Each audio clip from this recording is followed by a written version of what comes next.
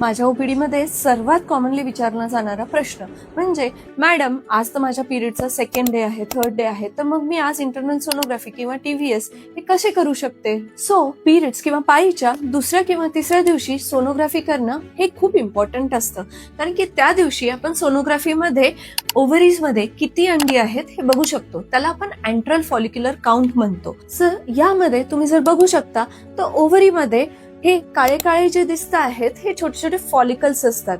याला आपण अँट्रल follicular count म्हणतो. ही सोनोग्राफी केली की त्या महिलेचा आपण ओव्हरियन रिझर्व बद्दलची एक माहिती काढू शकतो. आणि त्यासोबतच आपण जर पाळीच्या दुसऱ्या किंवा तिसऱ्या दिवशी सोनोग्राफी केली तर पहिल्या पाळीमधला कुठला एखादा सिस्ट तसाच परसिस्टंट तर नाही ना, याचीही आयडिया येते.